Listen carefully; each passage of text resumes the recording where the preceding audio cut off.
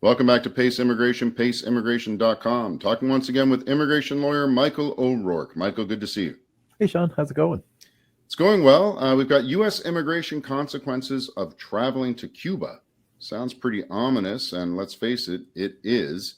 We have this bulletin that came out last week that we've been going over. You had it online here as a post with U.S. Customs and Border Protection and the Biden administration are taking a very hard line against anyone who has traveled to Cuba on or after July 21st, 2021. And the reason for that is because Cuba is on something called the State Sponsors of Terror list. Michael, give us a brief history of that list.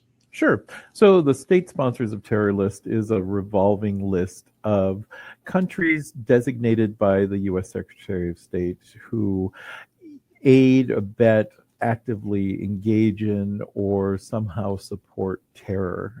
And so during the final days of the Trump administration, literally on the last day that they could have done it, Secretary of State Pompeo added Cuba to the State Sponsors of Terror list.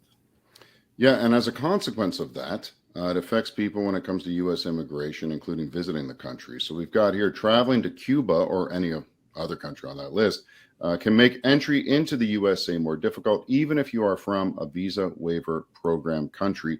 Michael, talk about the VWP countries. Sure. So Visa Waiver Program is a list of about 40 countries, mostly in Western Europe and Australia, New Zealand, Korea, Japan, South Korea, and Japan.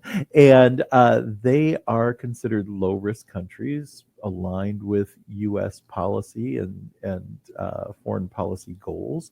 And their citizens are generally allowed to come to the U.S. by just making an electronic travel declaration called an ESTA, and not having to go through the formality of a visa interview and a visa foil in their passport when traveling to the U.S.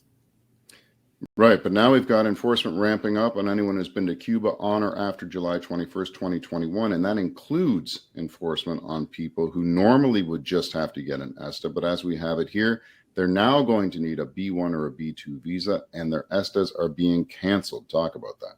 Exactly. So with the cancellation of these ESTAs, which are usually instantaneous and cost only $21 to get for a few years validity, now with canceled ESTAs, they are being forced to get into the very long queues at U.S. consulates abroad, most of which are more than a year to get a visa appointment.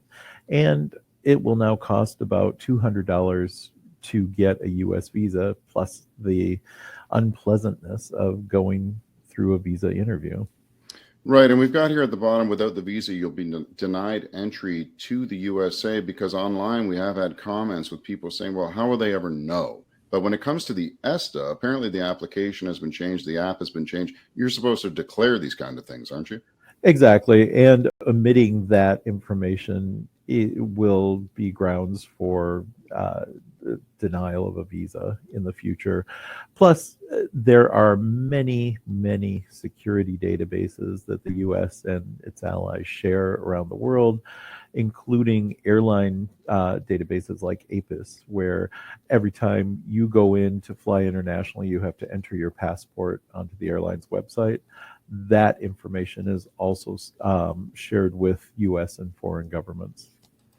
Okay, so that's the Visa Waiver Program country. So your ESTA will be revoked. You won't be able to get an ESTA. If you have been to Cuba since that date that was on the screen in 2021, you will have to get a visa.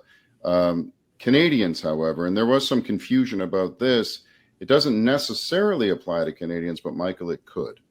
It could. So assuming that you are not a dual citizen of Cuba or one of the other state sponsors of terror, and often we see this applied to Iranian Cuba or Iranian Canadians.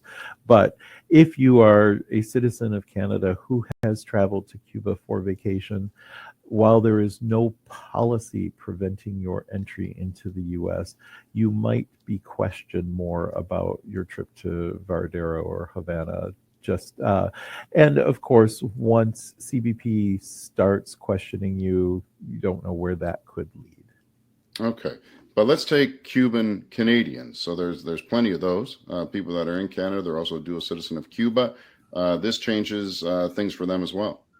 Yes, it does, unfortunately. So those with dual Cuban and another citizenship, Cuban Canadian, Cuban Spanish, Cuban whatever, they will now also have their ESTAs on their non-Cuban passport canceled, and they will be forced to get a visa at a U.S. consulate. Wow. Okay. And again, let's reiterate, it's not just Cuba. This has kind of put it in the news a little bit, but it's plenty of countries after that. Yes, unfortunately, for instance, Cuba, Iran, Syria, North Korea, those are the four current ones where dual nationality with any other country will be treated this way. And I should say that the U.S. will not only look at the nationality of the Visa Waiver Program country to determine whether you are still a national of Cuba, Iran, North Korea, Syria. They'll also look at the laws of those countries. So, for instance, with Iran, Iran has a very extensive citizenship law. And if your father was or is an Iranian, you are considered to be Iranian, and there is no renunciation of Iranian citizenship. So once an Iranian, always an Iranian. Wow. I mean, this is a lot for people to take in. If they are from a Visa Waiver Program country, they're used to coming and going pretty much as they please, very simply, very cheaply. But this would change things a lot for them. So if they have any question as to whether or not they should be getting a visa to come to the United States, they should contact you. Definitely. And I would say my first stop would be to go on to the official ESTA website and check to see if you have an existing ESTA, if it is still valid. If it is not, or if you haven't applied for an ESTA before, try applying for one and see what happens. Okay. But just be honest about it. Exactly. Fill it out as best and as accurately as you can. Okay. Michael O'Rourke at MO'Rourke at PaceLawFirm.com. Thanks for this, Michael. We'll talk to you soon. Thanks so much, Sean. Take care. Bye-bye.